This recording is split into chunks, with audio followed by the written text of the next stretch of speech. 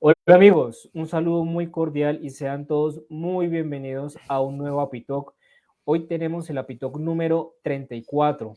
El Apitalk es un programa de la Organización Mundial de Apiterapia en donde emitimos diferentes charlas sobre temas de interés en apiterapia con expertos o expertas de ese tema a nivel internacional. El día de hoy vamos a hablar de apipuntura, ese tema que es tan interesante y tan apasionante una vez se conoce y que trata de la combinación de la acupuntura con la apiterapia, una combinación bastante poderosa. Y para ello nos acompaña un experto, el doctor Juan David Guarín, quien es parte del equipo de la Organización Mundial de Apiterapia y es alguien que conoce muy bien este tema, tanto de la acupuntura como de la apiterapia. Una bienvenida para usted, doctor Juan David. ¿Cómo está? Muchas gracias, David. Buenas tardes para todos. Muy bien, gracias. Bueno, les recuerdo a todos la dinámica de este Apitalk. Pueden hacer sus preguntas en vivo al experto que nos acompaña hoy a través del chat de YouTube o a través de los comentarios de nuestra página de Facebook. Aprovechamos para enviar un saludo especial a todas las personas que nos acompañan desde nuestra plataforma aliada Apicultura Sin Fronteras. Un saludo muy especial para todos ustedes. Y también aprovecho para recordarles que nos pueden enviar sus saludos comentándonos desde qué ciudad y desde qué país nos están viendo. Sabemos que nosotros llegamos a todos los países de Iberoamérica y que cada vez somos una comunidad más grande. Así que nos encanta conocer desde dónde nos están viendo para colocar sus saludos en vivo. Bueno, doctor, antes de comenzar y dando unos segunditos para que más personas se conecten a esta charla, yo quisiera que usted nos comentara algo que está ocurriendo en este momento con la Organización Mundial de Apiterapia y es el lanzamiento del curso de apipuntura, es el curso internacional de apipuntura. Y bueno, doctor Juan David, quisiera presentarlo a toda nuestra audiencia porque usted es el docente principal, el docente creador de este curso. Y pues quisiera aprovechar su presencia para que nos comentara un poquito de este curso, cuáles van a ser los temas que se van a ver allí. Bueno, muchas gracias, David. Bueno, como tal, el curso va a estar dividido en tres grandes módulos. El primero va a ser la apiterapia. Vamos a ver algo sobre generalidades, qué es la apiterapia, una historia breve, qué herramientas utiliza y vamos a enfatizar como tal en la apitoxina, que es la herramienta de la apiterapia que vamos a utilizar en la apipuntura. Ya el segundo módulo vamos a hablar sobre la acupuntura, qué es la acupuntura, cuáles son los canales, los puntos, algunas dinámicas básicas de en cuanto a fisiología, desde la medicina tradicional china, las funciones de distintos puntos, que de hecho pues hoy vamos a ver un abrebocas de algunos de ellos que se utilizan en el manejo del dolor, una categoría en especial que es la hendidura, que se utilizan en dolor agudo, también cómo aprender a localizarlos. Y el tercer módulo ya es la aplicación práctica de la apipuntura, donde vamos a ver técnicas de puntura, que es básicamente dependiendo de la región anatómica principalmente, y distintas indicaciones. Se van a agrupar las patologías desde la biomedicina o medicina occidental, como por ejemplo dolor, omalgia, lumbalgia, talalgia, entre otras, enfermedades del sistema neurológico como Parkinson, secuelas de ACV, esclerosis múltiple, también enfermedades cardiometabólicas como el diabetes mellitus, hipertensión arterial, también enfermedades infecciosas como por ejemplo la influenza o pues el resfriado común y enfermedades también, por ejemplo la amigdalitis. Y pues va a estar muy variado, va a estar muy completo para que se lleven pues una parte de qué es apiterapia para las personas que de pronto no han hecho el diplomado, se animen a hacerlo, que tenga como también abrebocas y tengan un buen manejo de la epitoxina para la aplicación en la puntura. También que se lleven abrebocas de qué es la acupuntura y tengan herramientas básicas para su uso como tal en la aplicación de la epitoxina y ya herramientas teóricas que van a ser de gran utilidad en la práctica para tratar las diferentes personas, dependiendo de la patología que tengan. Excelente, muchas gracias, doctor. Ya saben, entonces, este va a ser un nuevo lanzamiento de la Organización Mundial de Apiterapia. Próximamente vamos a tener disponible este curso para todos los miembros de la organización de forma gratuita e ilimitada. Si tú todavía no tienes la membresía, aprovecha porque hay un precio especial hasta el 16 de febrero. Después de esta fecha va a tener el precio normal de $220, pero en este momento está en un precio de $160. Está muy económico para que puedan acceder a todos los cursos y a todos los programas académicos de la Organización Mundial de Apiterapia. Bueno, doctor, ¿y cuál es esa ventaja de combinar acupuntura y apiterapia, comparándolas, por ejemplo, en su aplicación individual?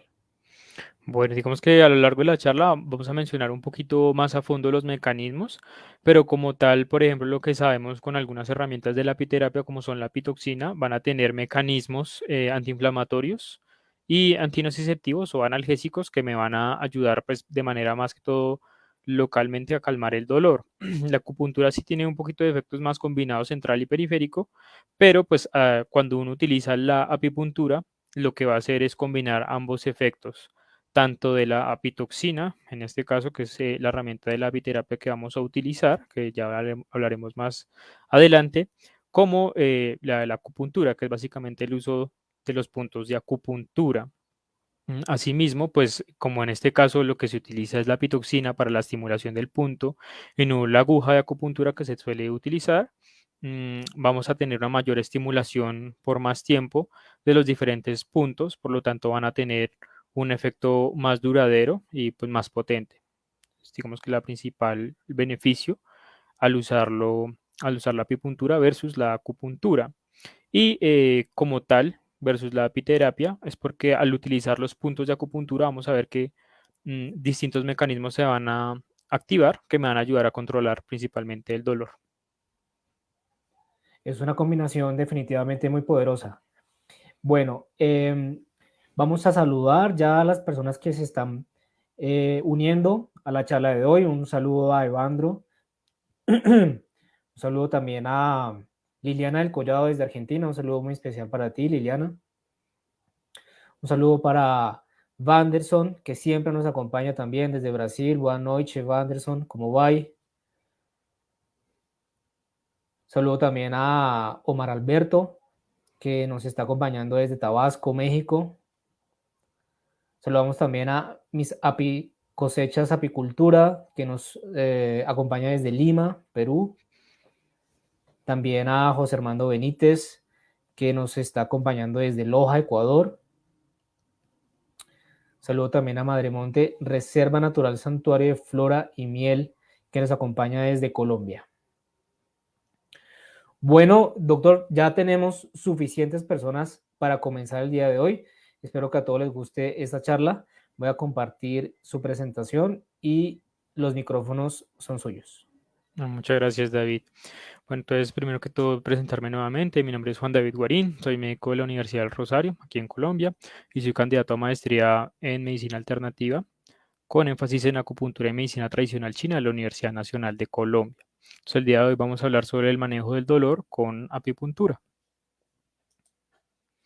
En cuanto a lo que vamos a hablar en esta charla, va a ser un repaso sobre la fisiología del dolor para entender cómo funciona la apiterapia, qué mecanismos utiliza, especialmente la pitoxina, y asimismo entender cómo funciona la acupuntura.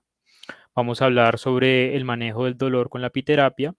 Después vamos a ver algo muy breve sobre qué es la acupuntura, cómo funciona la acupuntura para el manejo del dolor, qué es la apipuntura, que es la combinación de estas dos, adelantándome un poquito.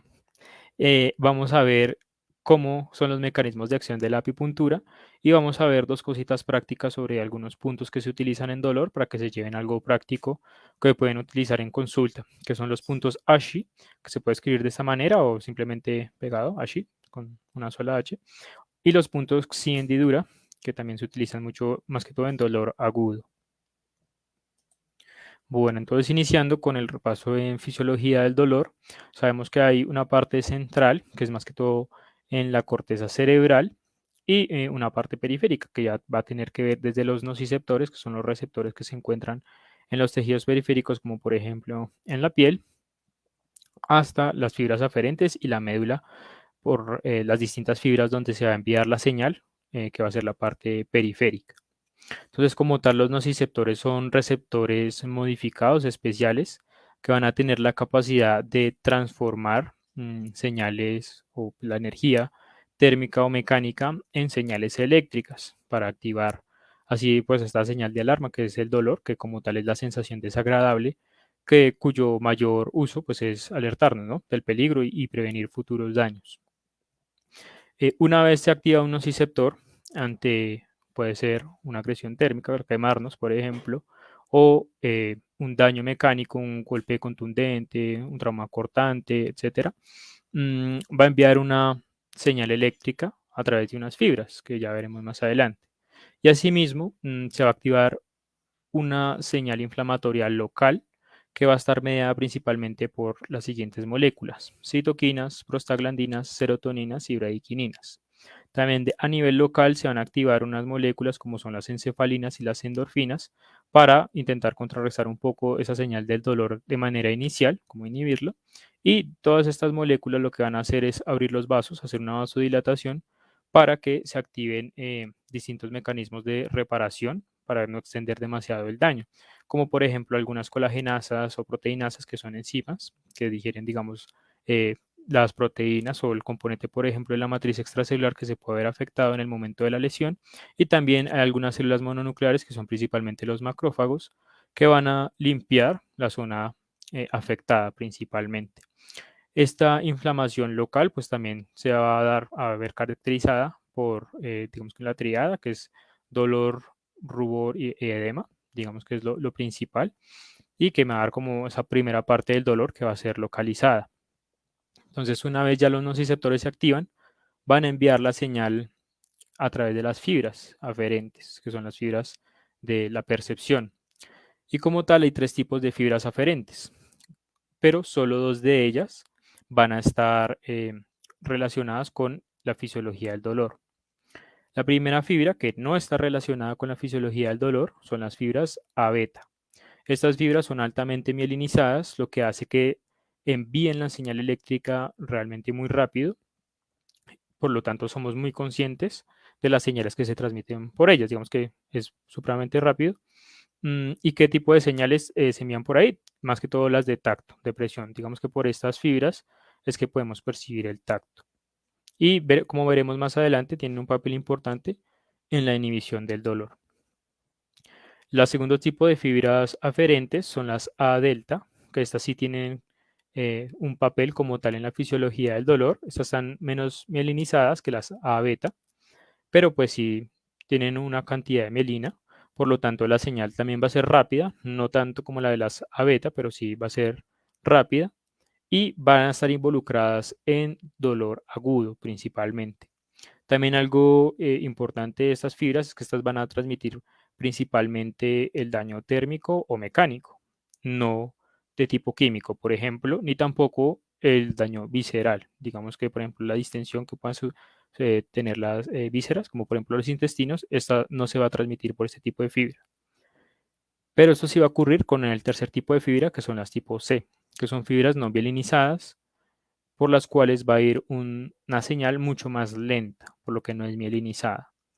Estas fibras van a transmitir todo tipo de señales térmica, mecánica y química, y asimismo también van a estar principalmente involucradas en el dolor visceral.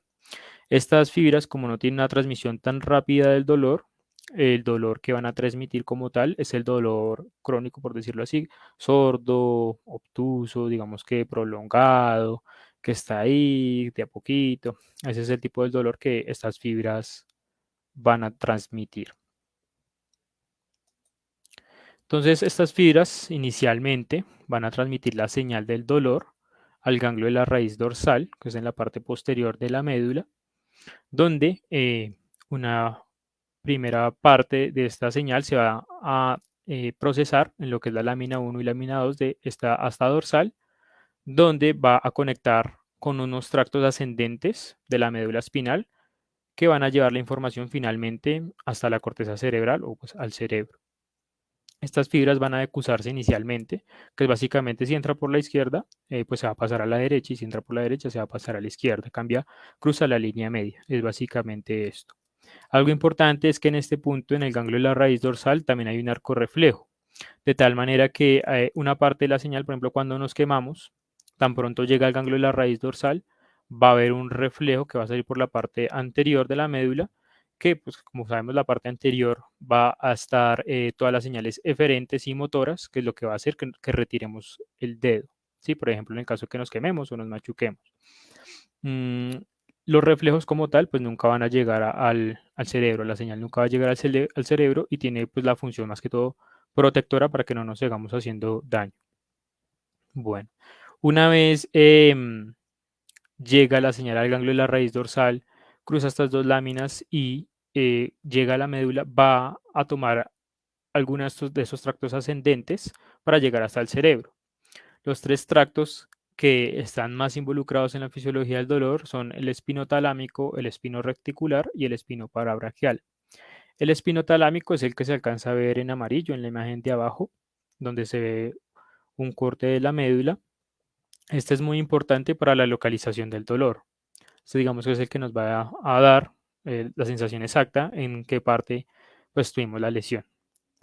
En cuanto al espino reticular y el espino parabraquial van a tener una función más que todo emocional, ya que están conectados con el sistema límbico, que lo conforman en parte la amígdala, el hipocampo y ganglios basales. Entonces, esta parte del espino reticular y espino parabraquial, estos dos tractos son los que nos van a dar la característica emocional del dolor, esa parte avertiva, como de aversión, como, uy, me acuerdo cuando me pegué, me quemé, qué maluco esto, eso es lo que va a ayudarnos a conectar esa parte del dolor, la parte emocional, y también un poco la memoria, por ejemplo, con la parte del hipocampo, te acordabas, uy, sí, yo me acuerdo cuando me fracturé, etcétera, todo lo que dolía, entonces es más que todo esto. Y el espino reticular también va a tener algo importante y es que también la parte de la conciencia, ¿no? Toda la sustancia reticular también tiene que ver con la parte del ciclo vigilia-sueño y el estado de conciencia, la atención. Entonces también en la parte de este tracto espino-reticular que va a llevar la información también a la sustancia reticular ubicada en el puente o protuberancia, pues va a hacer que estemos alerta ante esta señal. Entonces una vez la señal eléctrica llega a estos tres tractos y comienza a ascender a- hasta la corteza, finalmente donde va a ser la parte central de la fisiología del dolor, donde se va a hacer consciente como tal la señal. Entonces aquí ya llegamos a la última parte, que es la parte central de la fisiología del dolor, el procesamiento central, que como tal es el cerebro.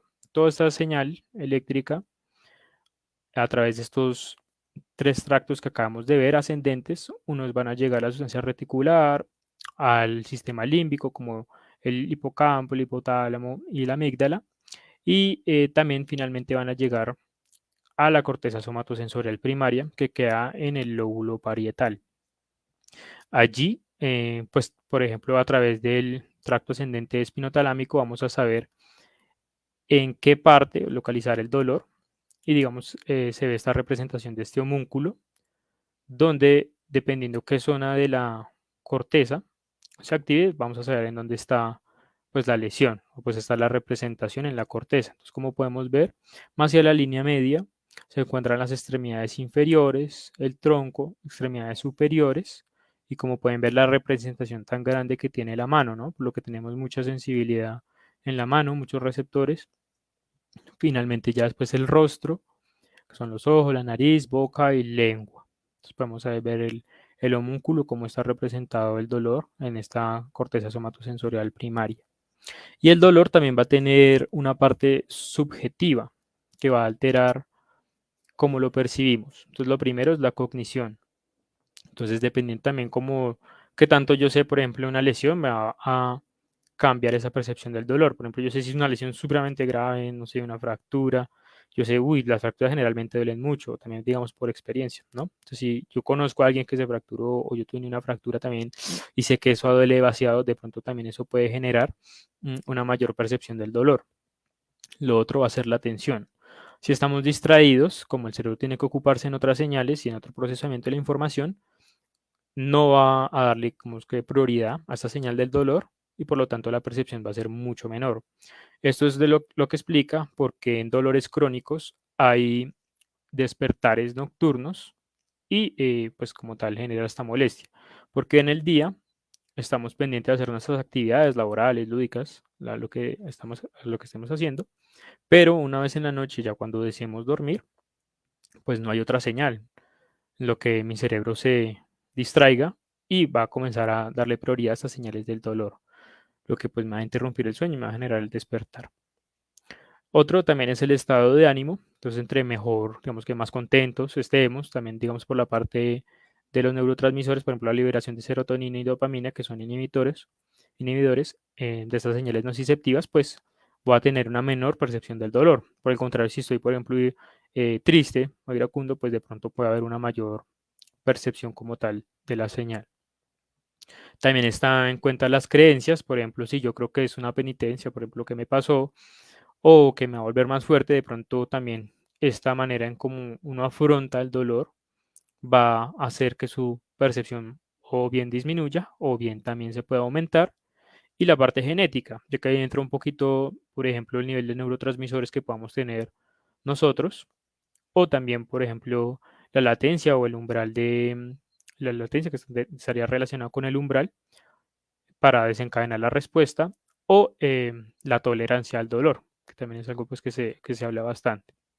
Que esto pues principalmente va a ser dado por genética. Entonces digamos que ahí con esto terminamos más o menos la fisiología del dolor, la transmisión, que hay una parte periférica que empieza desde el nociceptor, el cual se activa y va a transmitir su señal a través de ciertas vías aferentes, principalmente las A delta cuando es un dolor agudo o las tipo C cuando es un dolor crónico, van a llegar al asta posterior de la médula espinal, van a tomar unas fibras ascendentes, las cuales van a transitar por toda la médula hasta llegar a la corteza somatosensorial primaria en el lóbulo parietal, donde vamos a ser conscientes del dolor. Pero asimismo el cuerpo tiene algunos mecanismos para disminuir esa sensación. Entonces hay, por ejemplo, una teoría que es la teoría de la compuerta, desarrollada por Melzack y Wall en 1965, sobre el papel de las fibras A beta que van a inhibir las fibras C. Entonces, como les mencioné al inicio, las fibras A beta son altamente mielinizadas y van a enviar la información sumamente rápido y estas van a transmitir no señales nociceptivas o de dolor, sino las señales del tacto. Entonces, cuando yo tengo dolor y de una siento un tacto, pues bueno, estoy tocando algo, pues esa señal va a primar sobre la señal del dolor, o sea, me la va a inhibir, que es como se ve en la gráfica, donde por ejemplo la tipo C que está arriba está haciendo la conexión con la interneurona que está en el asta posterior de la médula, que para enviar esa señal hasta el cerebro, pero de repente, por ejemplo, yo me hago un masaje. Esta es la razón por qué los masajes sirven para aliviar el dolor. Cuando yo me hago un masaje, estoy sintiendo la presión, que como tal no es una señal de dolor, sino que pues me estoy tocando, es el tacto. Entonces, la fibra A beta va a transmitir esta señal y como es más rápida, digamos que va a inhibir esa fibra C y va a ocupar esa neurona. Entonces, de esta manera vamos a inhibir esa señal y por eso mismo, digamos, funcionan los masajes. Y lo otro son las vías descendentes. El cuerpo también, digamos, en la parte del sistema nervioso, lo que es la materia gris periacueductal y en la médula ventromedial rostral, van a haber ciertos receptores, que son los receptores alfa-2 adrenérgicos, que se van a activar principalmente por la adrenalina, los cuales van a inhibir toda esta cascada, pues bueno, toda esta señal que se da inflamatoria secundaria a la lesión. Entonces, como tal, me va a inhibir esta señal y va a disminuir su percepción o pues la va a abolir. Digamos que no vamos a sentir dolor. Asimismo, se va a comenzar a dar la secreción de opioides endógenos, como pueden ser las encefalinas o las endorfinas, que lo que hacen es inhibir también la señal y la serotonina. Entonces, también está la razón, por ejemplo, cuando recién tenemos un trauma, de pronto estamos supremamente asustados, se activa todo el sistema simpático, que se caracteriza por la liberación de noradrenalina y adrenalina, y pues yo no va a tener dolor inicialmente. ¿Sí? Uno de pronto se puede mover todo así esté fracturado o está con la quemadura, de pronto no la siente tanto, y es porque se activan estos mecanismos de inhibición que también tienen como la función protectora, ¿no? La respuesta de huida o lucha. Y ya una vez digamos que pasa como tal ese episodio agudo, pues este mecanismo de inhibición se reduce y pues aumenta la percepción del dolor. Pero pues este va a ser importante porque son mecanismos que vamos a utilizar principalmente en la apiterapia y también pues en la acupuntura. Bueno, entonces ya pasando pues al siguiente tema, que es el manejo del dolor con la apiterapia. Aquí digamos que está la composición química de los productos que se utilizan en la apiterapia, como la miel, el propóleo, la pitoxina, el pan de abejas, etcétera. Y en la función tanto antiinflamatoria como antinociceptiva, que es la analgésica o de disminuir la percepción del dolor, van a haber dos componentes químicos que les van a dar estas propiedades. Primero van a ser los flavonoides, que son estos polisacáridos que están presentes en casi todos los productos de la colmena, a excepción de la apitoxina. Y los otros son los componentes peptídicos, o sea, las proteínas, que en caso de la pitoxina, pues está más que todo la melitina, la pamina y la fosfolipasa A2, las que van a hacer estas funciones antiinflamatorias y antinociceptivas. Entonces aquí también resaltamos las funciones que tienen estas dos, principalmente en cuanto al manejo del dolor, que básicamente están en prácticamente todos los productos de la colmena, antiinflamatoria y antinociceptiva, y como vimos, son por los componentes de flavonoides y los componentes peptídicos o de proteínas, siendo la pitoxina, la melitina, la pamina y la fosfolipasa A2. Entonces, ¿cómo actúa la apiterapia en el manejo del dolor? ¿Cómo hace para que no nos dé dolor o no lo quite? Como tal, la primera función es la antiinflamatoria. Entonces, como les mencioné, una vez hay un trauma, va a haber una liberación de enzimas y pues, de sustancias químicas de manera local, que lo que van a hacer es atraer proteínas como enzimas que van a romper ese tejido alrededor y atraer otras células, como por ejemplo los monocitos o macrófagos, para que traten de limpiar esta zona del daño y empezar a reparar. Entre estas eh, proteínas o sustancias químicas proinflamatorias se encuentra la prostaglandina E2, el factor de necrosis tumoral el factor de necrosis tumoral alfa A2, el tromboxano A2, la prostaglandina también F2 y el factor nuclear kappa beta. Acá, por ejemplo, tenemos este condrocito en el cartílago que está sufriendo una señal inflamatoria. Puede ser, por ejemplo, por el desgaste del cartílago, donde me va a estar activando todas estas proteínas que mencioné, donde va a reclutar, por ejemplo, colagenasas, proteinasas y también monocitos que se van a comer el cartílago. Entonces, por ejemplo, aquí en la osteoartritis, que se ve esta cascada inflamatoria, los componentes peptídicos, principalmente, por ejemplo, de la pitoxina, lo que van a hacer es inhibir estas moléculas, principalmente, por ejemplo, el factor nuclear kappa beta. Asimismo, pues algunas otras moléculas que influyen en esta cascada inflamatoria, como la interleuquina 1 y el factor de necrosis tumoral alfa. Entonces, de esta manera, a nivel local, principalmente, se va a inhibir el dolor, no va a haber dolor como tal. Y la otra es la señal que se va a dar, que es digamos más periférica, hasta llegar a la parte central, que es lo que va a dar la propiedad antinociceptiva a los productos de la apiterapia, especialmente la pitoxina, que va a ser la activación de la vía descendente noradrenérgica. O sea, básicamente va a activar esta vía simpática que utiliza principalmente la noradrenalina y la adrenalina para disminuir el dolor. Y también va a activar la secreción de opioides endógenos como las endorfinas y las encefalinas. Entonces lo que va a hacer básicamente es, uno, a nivel local, disminuir la inflamación, que es lo que nos va a controlar el dolor, digamos que más local. Y lo otro es la vía central, o sea, todo en la médula principalmente y en la corteza, digamos que va a dejar de sentir la señal del dolor. Entonces digamos que es una actividad pues muy poderosa, ¿no? Porque no es algo únicamente, por ejemplo, a nivel local, sino también va a llegar incluso hasta la media del cerebro su mecanismo de acción. Entonces va a actuar por las dos vías. De esta manera, pues la apiterapia pues es sumamente efectiva.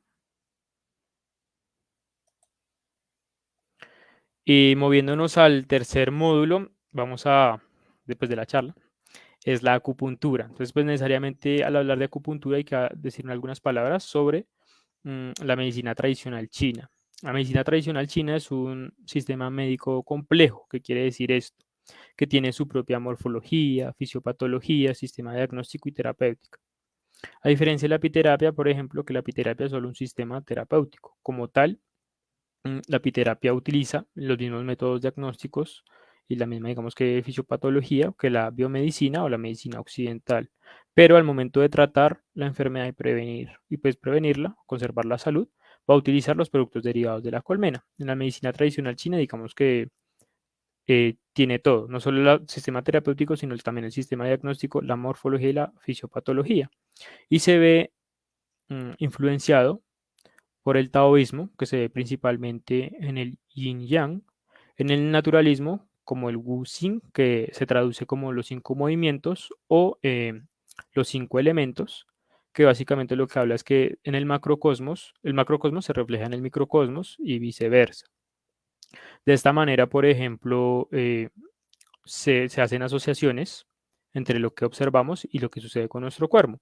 Nuestro cuerpo, por ejemplo, las estaciones y el ciclo de la vida. Entonces, por ejemplo, bueno, los cinco elementos en la medicina tradicional china son el agua, la madera, el fuego, la tierra y el metal. Entonces, relacionándolo con las etapas de la vida, la madera es la primavera. Entonces, el nacimiento, la niñez, digamos que hasta la adolescencia. Eh, Después viene el fuego, que vendría a ser el verano, que es como la adultez, como nuestra mejor etapa de la vida, por decirlo así. Pasa a el metal, que vendría a ser el otoño, que ya es como la decadencia, nuestra vejez, y finalmente el agua, que está relacionado con el invierno, que es la muerte. Y en el centro de todos está la tierra, que es lo que nos permite hacer el paso entre cada estación, que es a interpretación mía como el de estar vivos, por decirlo de alguna manera. Y la otra parte que influencia la medicina tradicional china es el holismo. Aquí en Occidente, pues nosotros tendemos a fragmentar todo, ¿no? Por ejemplo, el cuerpo, pues el cuerpo también lo fragmentamos en sistemas y cada sistema pues lo atiende una especialidad médica. Y asimismo, el cuerpo pues como tal es territorio del médico, del odontólogo, por ejemplo, en la cavidad oral. El alma se ocupa de esta, pues más que todo como la religión, por decirlo así, los sacerdotes, por ejemplo, y la mente y las emociones, el psicólogo, ¿no? O de pronto también el psiquiatra. Pero en la medicina tradicional china, el médico trata todo, las tres cosas al mismo tiempo. Y la acupuntura va a tener efecto en los tres niveles, digamos que sería físico, energético y espiritual. Bueno, también va a tener su propia morfología, como mencioné, que como tal son los canales y los puntos de acupuntura que también son utilizados, no solo en la acupuntura como tal, sino en toda la terapéutica de la medicina tradicional china. Y dentro de esta terapéutica, pues primero que todo tenemos la acupuntura y la moxibustión, que digamos que es como una traducción que dieron los monjes jesuitas cuando llegaron a China y tuvieron contacto con esa terapéutica, que literalmente significa aguja y moxa, Shen Yui. También está la arbolaria, que pues digamos que ellos sí tienen muy bien detallado en sus materias médicas las funciones de cada planta y realmente su mayor fuerte es este, la arbolaria, más que incluso que la acupuntura para tratar distintas enfermedades. La tuina, que es un masaje terapéutico. El Qigong, que se diferencia del Tai Chi porque el Tai Chi o Qigong nace más como un arte marcial, digamos que más como una actividad lúdica, mientras que el Qigong es más algo terapéutico, ¿sí? Obviamente va a ayudar a prevenir la enfermedad, como lo pasa una actividad marcial o cualquier actividad lúdica física, pero este tiene también un fin terapéutico como tal. Y la dietética, como tal, la dietética también va encaminada, por ejemplo, a esta parte del yin yang y de los cinco elementos, a mantener en armonía nuestro cuerpo y sus sistemas a través de, pues, de lo que comemos. Y el alimento también se percibe como un medicamento. Entonces, dependiendo de lo que comemos, pues también vamos a enfermar o a tratar enfermedades. Entonces, como tal, viendo este, digamos que abre bocas para saber en lo que está inmersa la acupuntura, sabemos que la acupuntura como tal es un sistema terapéutico como tal de la medicina tradicional china. Sin embargo, hay otros tipos de acupuntura que ya son más occidentalizadas y que por lo tanto no van a tener, digamos que tanto trasfondo en esta medicina, pero también pues tiene sus mismas funciones y sus mismos beneficios. Como tal, la acupuntura consiste en la inserción de agujas en puntos y canales específicos del cuerpo, que son los canales y los puntos de acupuntura, los que están descritos. Por ejemplo, el de la imagen es el canal de estómago, que este canal, algo interesante es que tiene el punto más poderoso, por decirlo así, de toda la acupuntura, que es el estómago 36, Susan Lee, en el cual se considera que es capaz de curar todas las enfermedades, por ejemplo. Y asimismo, digamos, la cosmología o bueno, la visión, la cosmogonía del pueblo chino era tan importante con este punto que todos los guerreros de terracota tienen una marca donde debería, o pues donde va este punto. Bueno, pero como tal, no solo es la inserción de agujas en estos punticos y ya, digamos que ir y meter la aguja como sea, no. Tiene ciertas técnicas, dependiendo, pues, digamos, la patología, lo que tiene la persona, vamos a tonificar o a dispersar, que es básicamente la manipulación energética que queremos hacer, que se va reflejado también, pues, obviamente, en la parte física, o regular, que este sí, digamos que sí debemos tonificar y dispersar al mismo tiempo. Y también va a depender la profundidad y el ángulo en que lo hagamos, más que todo de la región anatómica en la que estemos, como por ejemplo en la espalda a nivel de el tórax, que sería por encima de T12, o en la región anterior del tórax, que debemos hacerlo en transversal o oblicuo, pero nunca perpendicular, por cómo están los pulmones, está el riesgo de neumotórax al perforarlos. Bueno, entonces ya viendo como qué es la acupuntura, en qué consiste, ¿cómo actúa la acupuntura? Bueno, la acupuntura va a tener dos lugares de acción, uno local y otro más central. Entonces la parte local es que al momento de nosotros ingresar la aguja y por ejemplo manipularla, que en este caso pues sería la aguja como tal de la inyección de la jeringa, al aplicar la pitoxina vamos a generar una microlesión. Esta microlesión va a activar algo que se llama el reflejo axonal. ¿Qué es esto? Que básicamente los vasitos se van a abrir para que llegue mayor flujo sanguíneo, para que las células puedan llegar a reparar esta zona y se van a liberar encefalinas y endorfinas locales, o sea, se van a liberar opioides naturales que nosotros tenemos en el cuerpo. Entonces, de esta manera, digamos que vamos a hacer un daño controlado para que el cuerpo libere sus mecanismos de reparación y sus analgésicos propios.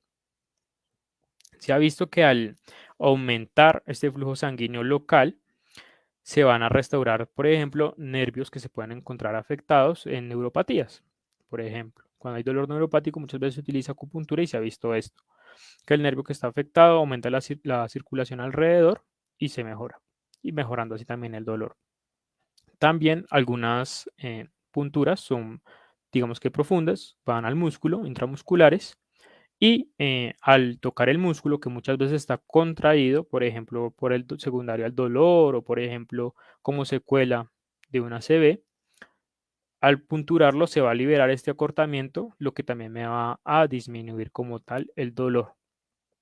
Y un tercer mecanismo local va a ser el reflejo somatoautonómico, pero únicamente hasta la vía espinal. Digamos que no va a llegar hasta el cerebro, no va a llegar hasta la corteza, que lo que va a hacer es estimular el sistema nervioso simpático, o sea, va a estimular la liberación de noradrenalina y adrenalina, que también pues me van a inhibir esta señal del dolor.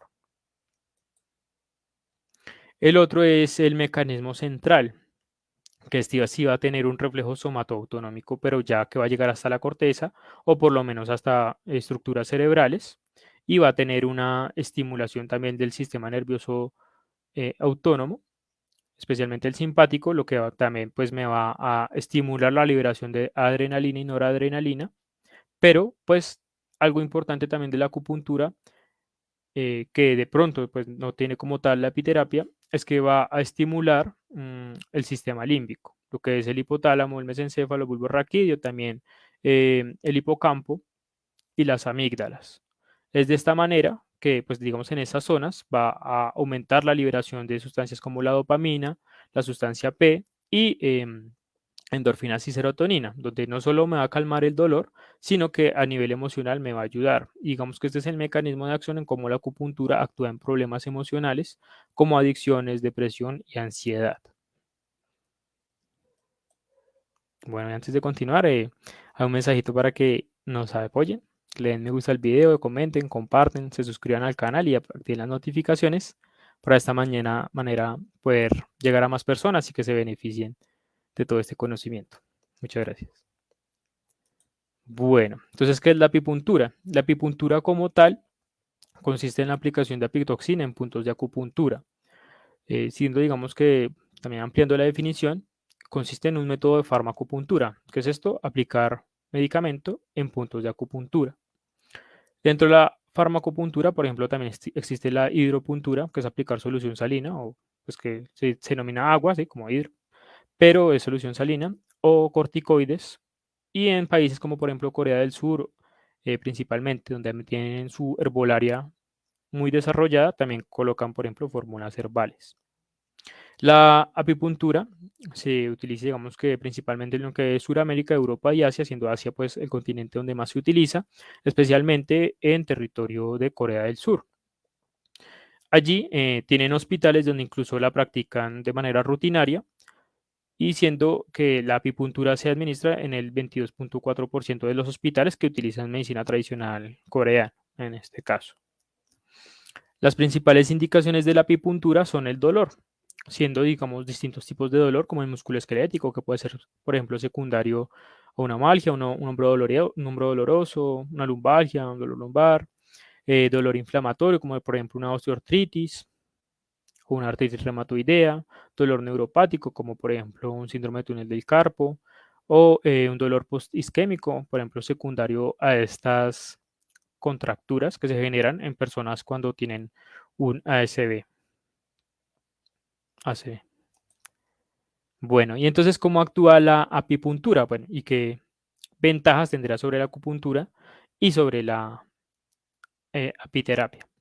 Como tal, pues vamos a combinar ambos efectos. Entonces, por ejemplo, en la parte versus la apiterapia, también va a tener este componente emocional que brinda la acupuntura, pero que no tiene la apiterapia, al activar el sistema límbico, principalmente la amígdala del hipocampo, y liberando allí o estimulando la liberación de lo que es serotonina, sustancia P y dopamina. Y asimismo, la apitoxina, pues a nivel local, me va a ayudar de mayor manera, no solo con el reflejo axón, a disminuir la inflamación al disminuir moléculas proinflamatorias como el factor nuclear kappa beta, la interleuquina 6, el factor de necrosis tumoral alfa, prostaglandina E2, la F2 y el tromboxano B2.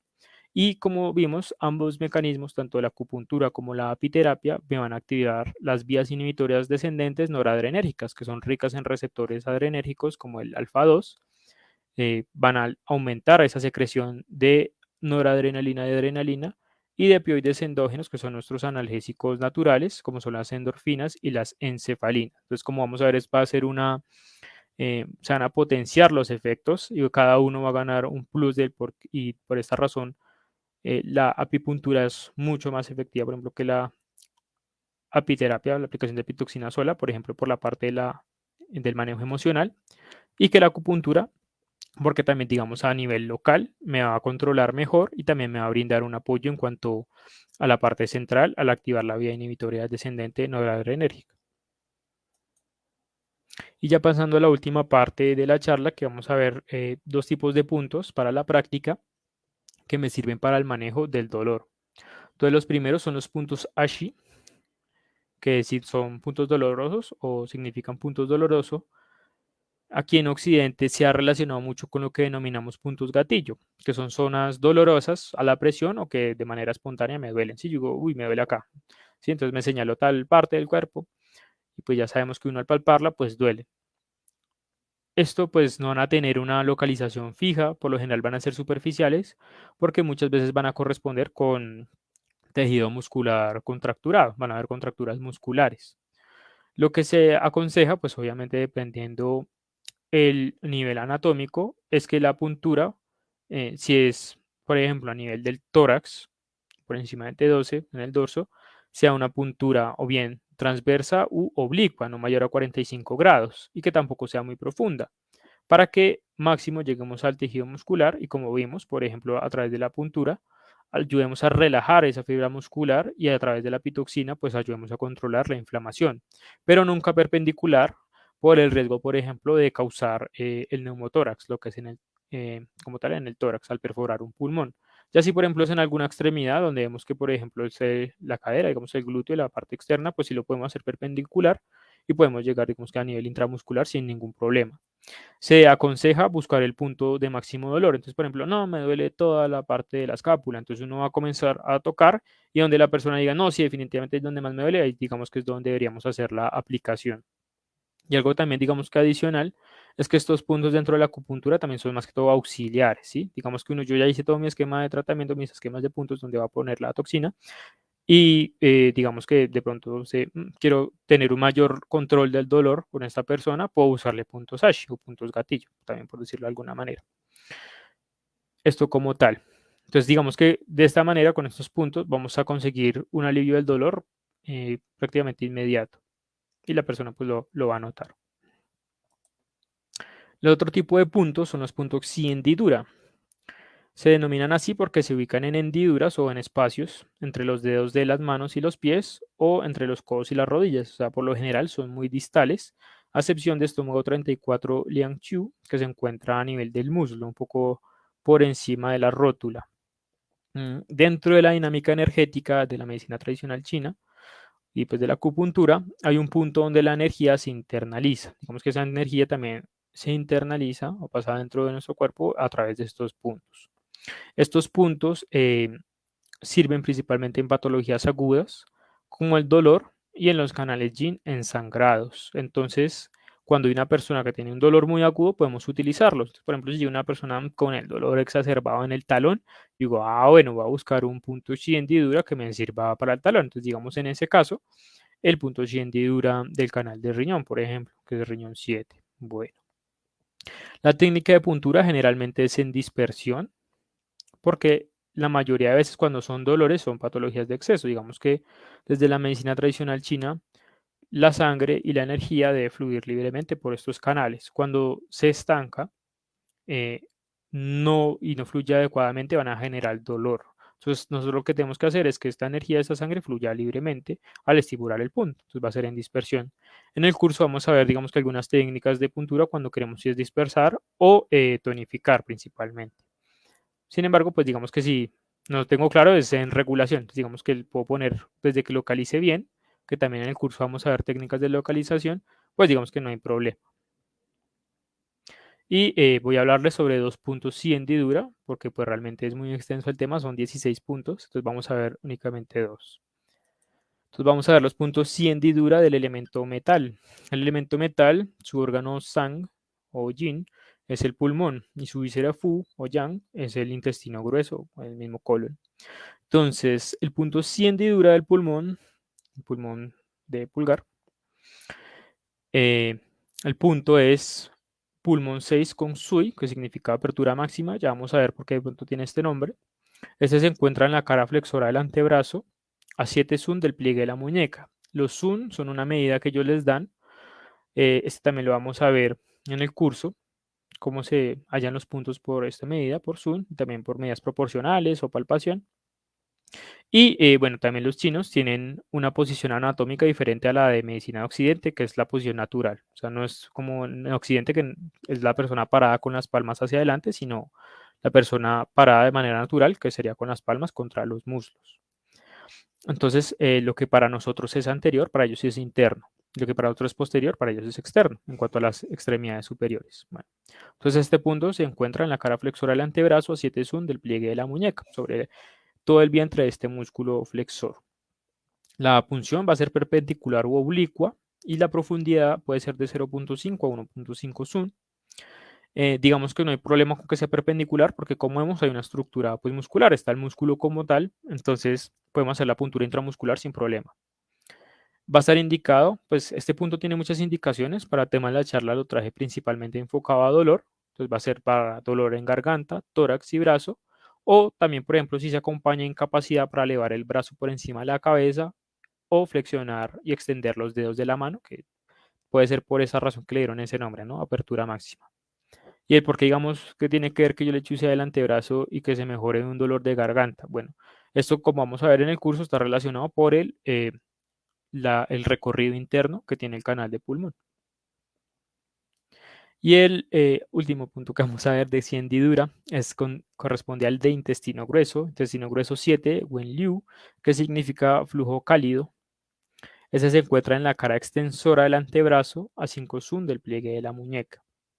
Esta puntura, por el contrario, va a ser transversa o oblicua, con una profundidad de 0.5 o 1.5 sun, que como vemos, a diferencia del anterior, este sugiere más que sea transversa porque va a estar muy cerca al hueso, ¿sí? Entonces si la hago perpendicular, pues de pronto ya llegó incluso hasta el hueso, tocó periósteo y pues duele mucho.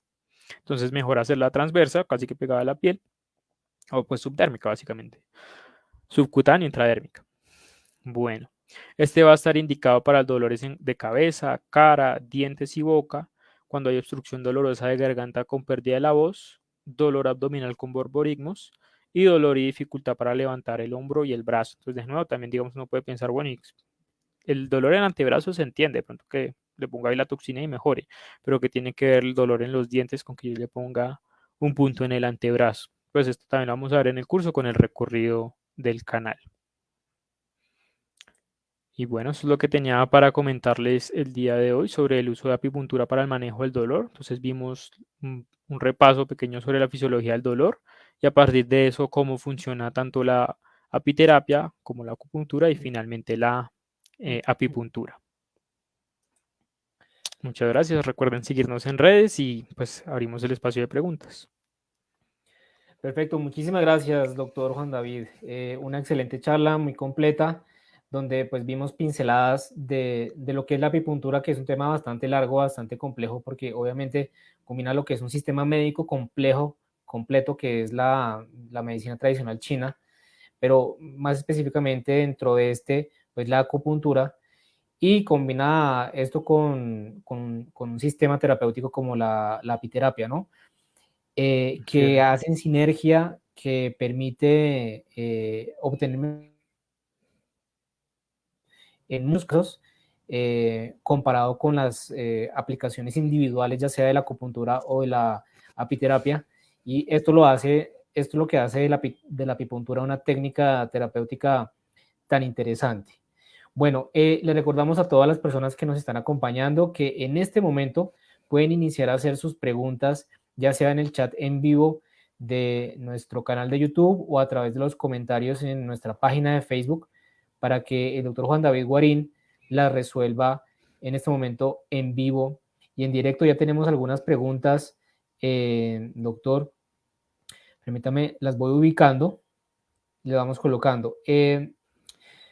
Marcela Benavides nos pregunta si hay algunos puntos clave para aplicar la apipuntura para el manejo de hernias, digamos, no sé, hernia discal, por ejemplo, o artrosis. Bueno, buenas noches, Marcela. Muchas gracias por tu pregunta.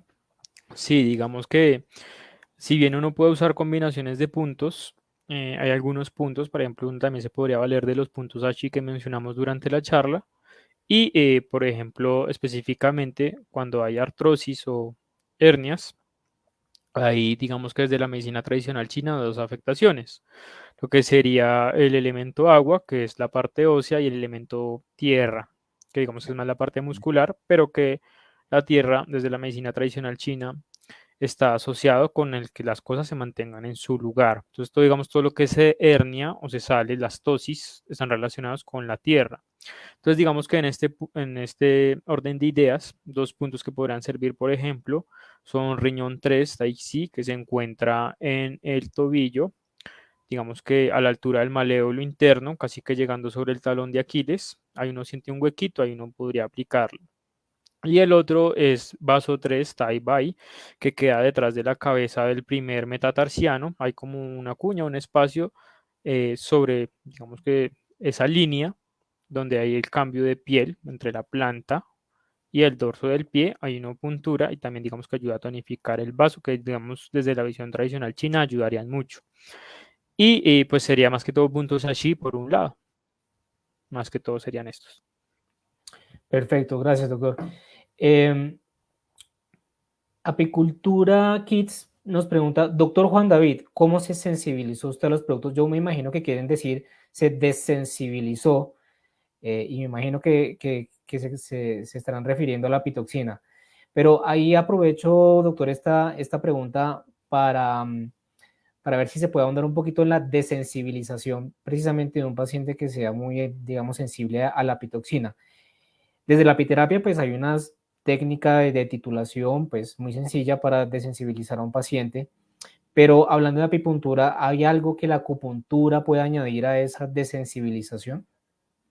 Bueno, pues sí, digamos que como tal en la apiterapia hay un protocolo como tal para personas que son alérgicas y desensibilizarlo.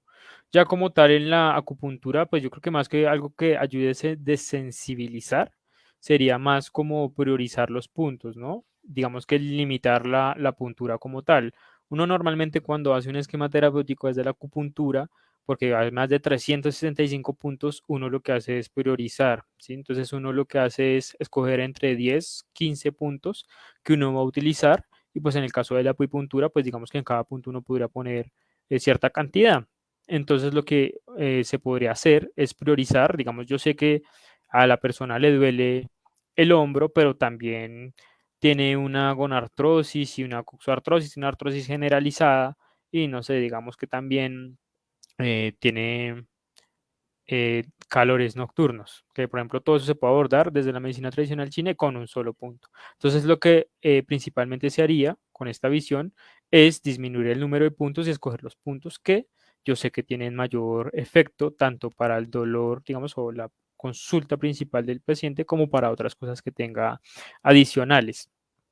Y pues obviamente seguir el protocolo de sensibilización como tal de la que está como tal en la apiterapia. Y pues no sé si también ya entendí también un poco la pregunta, cómo llegué a conocer los productos de la colmena, pues lo hice a través, digamos, del diplomado de la organización. Como mencioné de pronto al comienzo, como tal el curso, pues vamos a hablar algo brevemente de la apiterapia, pero pues no se va a ahondar, sino únicamente en la pitoxina. Entonces, si están interesados en saber más sobre la apiterapia, pues los invito a tomar el diplomado. Así es, apicultura, aquí también exactamente es la pregunta, que cómo conocer la apiterapia. Bueno, la acaba de responder, doctor, a través del diplomado de la Organización Mundial de Apiterapia. Bueno, hay otra pregunta muy interesante, doctor, y es, ¿la apipuntura se podría hacer con el aguijón directo o la picada directa de la abeja o con la presentación inyectable de la pitoxina? ¿Cuáles serían las diferencias entre aplicar la pitoxina en un punto de acupuntura con un aguijón versus aplicarla con la presentación inyectable? Bueno, digamos que las consideraciones iniciales son en cuanto a la seguridad del paciente, porque digamos que uno siempre hace la asepsia antisepsia, incluyendo cuando uno está haciendo acupuntura, no necesariamente apipuntura, uno siempre limpia el sitio de la puntura como tal. Pero pues cuando uno hace la aplicación directa pues, con la abejita, digamos que está el riesgo de que pues el aguijón no esté estéril y que pues asimismo pues me genera una infección en el sitio de la aplicación. Lo otro es que no se sabe exactamente la cantidad de apitoxina que estoy inoculando. Entonces, digamos que si de pronto quiero utilizar pues más puntos y la persona puede llegar a tener cierta reacción o por ejemplo es alérgica, pues tendría que tener muchísimo más cuidado. Mientras que con la aplicación de la pitoxina inyectada, pues yo puedo, uno, también mirar la profundidad, que es lo otro.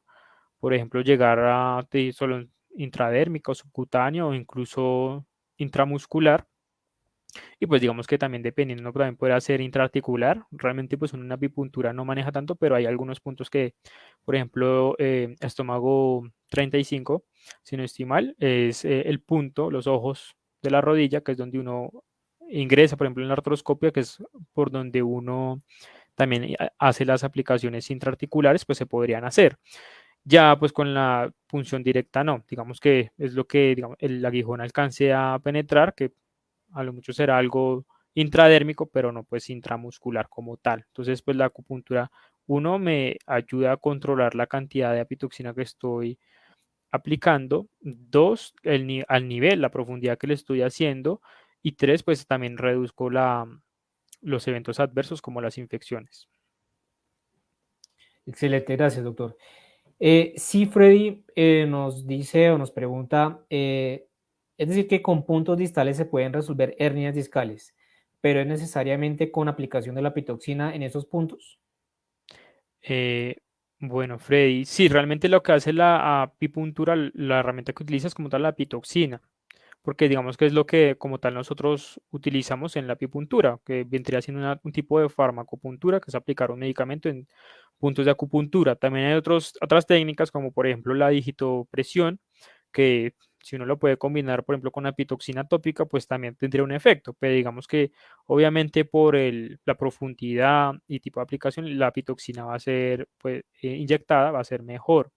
Lo otro es que, pues desde la medicina china sí se manejan muchos puntos distales, digamos que por la filosofía que hay, para tratar problemas, por ejemplo, internos. Entonces, sí. Sin embargo, también se puede combinar lo que mencioné, por ejemplo, con los puntos Ashi.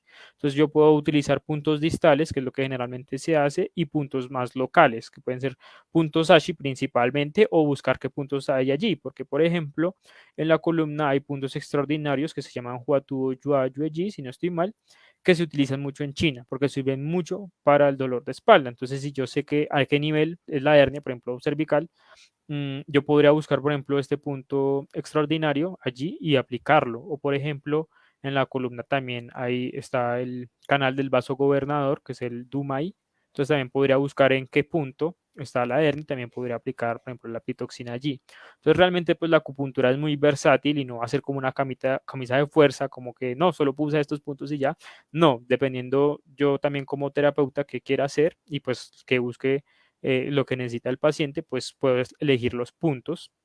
Y con el curso, pues vamos a ver algunos de ellos y también por las técnicas de puntura. Entonces, de tal manera que la persona que pues también tome el curso tenga la libertad de pronto de coger un atlas y decir, uy, yo quiero usar este punto y pues como ya sé cómo aplicarlo, pues lo puedo hacer, digamos que tranquilamente.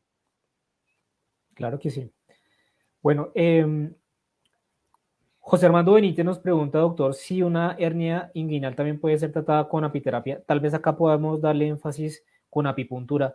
¿Es posible tratar la hernia inguinal con apipuntura? José, sí, sí se puede tratar hernias, digamos que ahí como mencioné de pronto en la parte de la hernia discal, eso está relacionado con el elemento tierra, que es, digamos, lo que nos ayuda a mantener las cosas en su sitio, que vendría siendo el vaso estómago. Entonces uno elegiría puntos de este elemento, ya sea el vaso o el estómago, como por ejemplo el vaso 3 Tai Bai, que ya mencioné anteriormente, o el vaso 6 San Jin Yao, o el estómago 36 Susan Lee.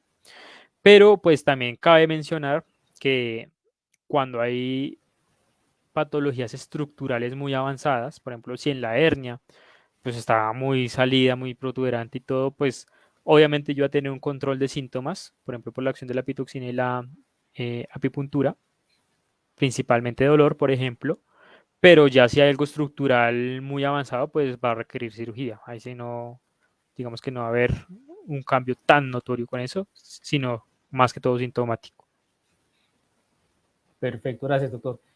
Doctor, también nos preguntan respecto al tiempo que debería durar la aplicación en cada punto de apipuntura. ¿Hay que tener en cuenta algún tiempo en especial en cada punto?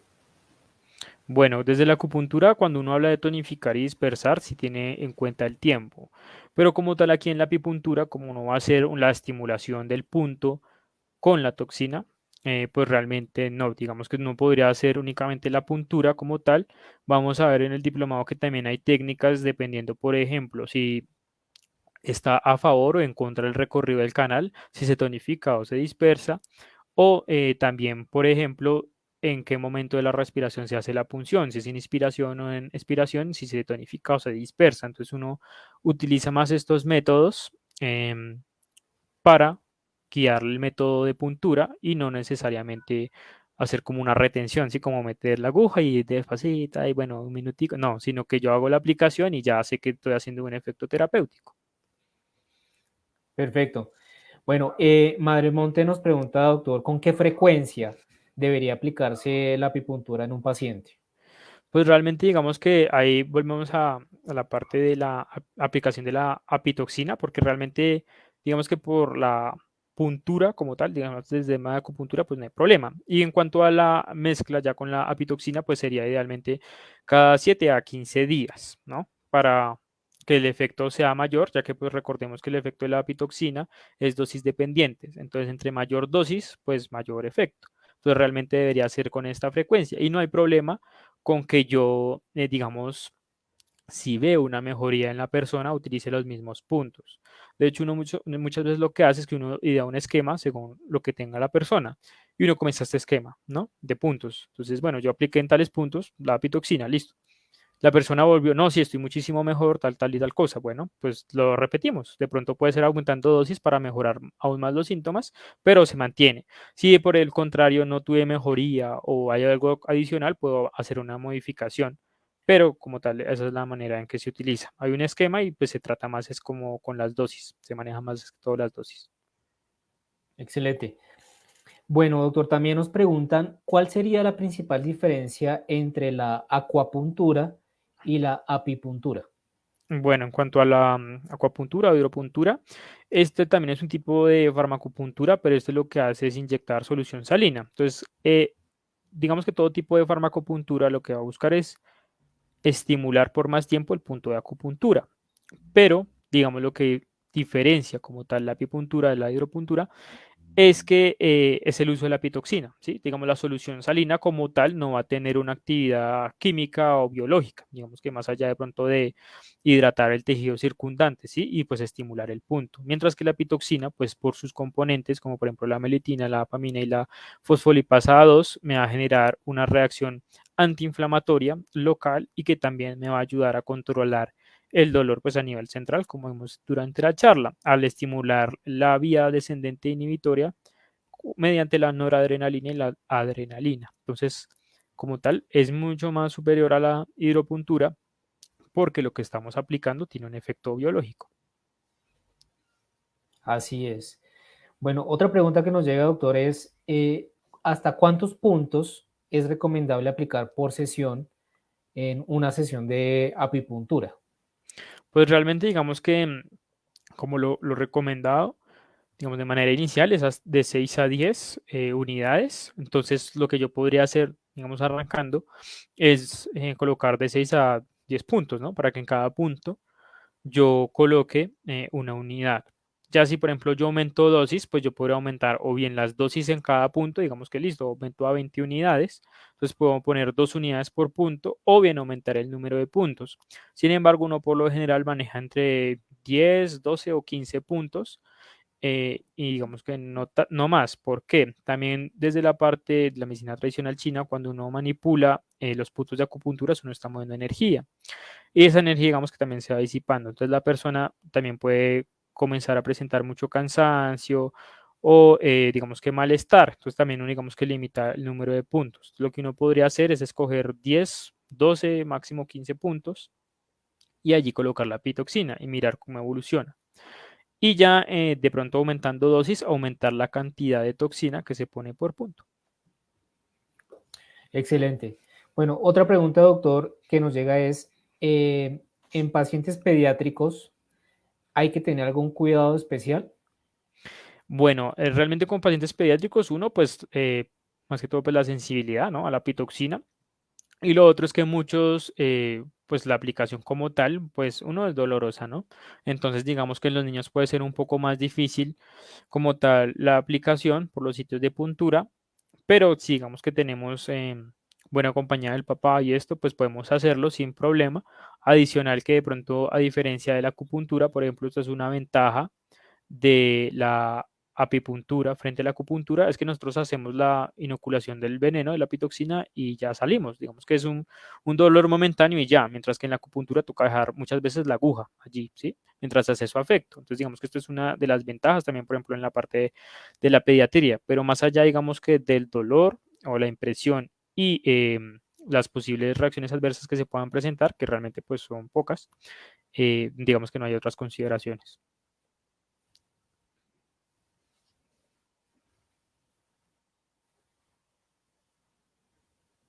Excelente. Bueno, doctor, también nos preguntan si hay un límite de edad para la aplicación de la apipuntura. Pues no, realmente no. Digamos que ya tocaría ver es la parte del perfil de sensibilidad de ya pues más que todo como en en edades más tempranas, ¿no? En los niños. Pero ya en adultos no. De pronto sí, lo que se maneja, lo que de pronto relacionado con lo que mencioné antes, es que entre más puntos uno utilice, digamos que uno va gastando un poco más la energía, ¿no? De la persona. Porque la acupuntura también lo que hace es actuar como la energía propia, como para que uno mismo se sane. De hecho, la acupuntura, si bien es un sistema terapéutico, está más pensada hacia la prevención. Bueno, entonces, ¿qué pasa en personas? de extrema edad, utilizar muchos puntos también puede agotarlos. Entonces, de pronto sí priorizar qué puntos son los que más le harían beneficio a la persona y utilizarlos, pero digamos que no hay problema en que si es una persona, por ejemplo, 82 años o 90 y pico de años, si se le hace la apipuntura, no, digamos que no hay ningún problema en eso. Bueno, y la última pregunta del día, doctor, es, ¿qué tan fácil es ubicar un punto de acupuntura o qué tan difícil? Pues al comienzo sí pueden ser un poco difíciles mientras uno va comenzando a adquirir práctica, pero realmente hay distintos métodos que hacen que sea muchísimo más objetivo, ¿no? Porque, por ejemplo, hay un método que es la palpación, entonces hasta que pues yo no sepa bien cómo se siente un punto, pues digamos que ese método va a ser mucho más difícil de aplicar. Pero, por ejemplo, el de los Zoom que mencioné durante la charla, pues va a ser mucho más sencillo. Igual algo también importante que se pueden llevar es que si bien es muy importante, digamos, saber ubicar el punto de acupuntura, es más importante saber que uno está en el canal, ¿sí? Cada punto está sobre un canal o un trayecto. Entonces, digamos, bueno, yo no le pegué exactamente en el punto que era, pero estoy en el canal, va a tener un efecto terapéutico igualmente muy bueno. Obviamente, si está en el punto va a ser mayor, pero no hay problema, ¿sí?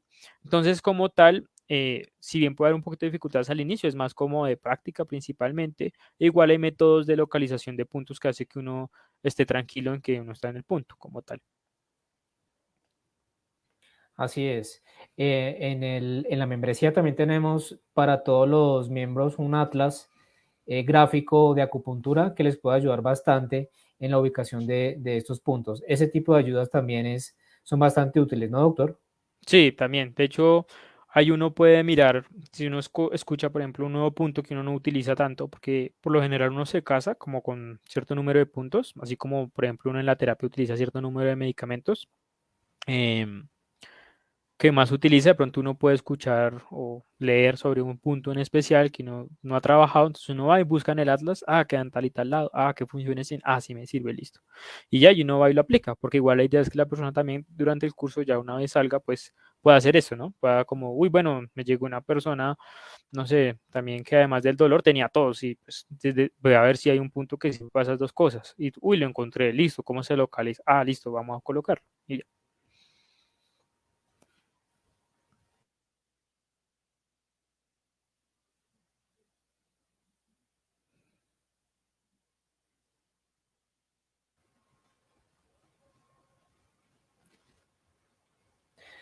Bueno, perfecto, doctor. Esa era la última pregunta del día de hoy.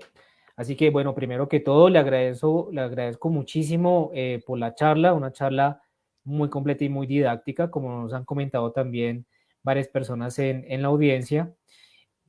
Muchas gracias también a todas las personas que nos acompañaron. Esperamos que esta charla les haya gustado. Si les gustó, les agradecemos mucho porque nos ayudan mucho si se suscriben al canal de YouTube, si le dan like a este video, si lo comparten, porque eso nos permite llegarle a muchas más personas que se pueden enriquecer también con esta información. Vamos a tener una nueva charla dentro de 8 días con un nuevo experto o una nueva experta en apiterapia, así que estén muy atentos y recuerden que vamos a lanzar muy pronto el curso de apipuntura, precisamente creado por el doctor Juan David Guarín, quien nos dio la charla de hoy. Así que si tú eres miembro de la Organización Mundial de Apiterapia, pues vas a tener acceso gratuito e ilimitado. Si aún no eres miembro, aprovecha el precio especial que tenemos hasta el 16 de febrero, que es de $160, porque después de esa fecha va a tener nuevamente el precio normal de $220. Muchísimas gracias a todos de nuevo por su compañía y nos estamos viendo dentro de 8 días. Que estén muy bien.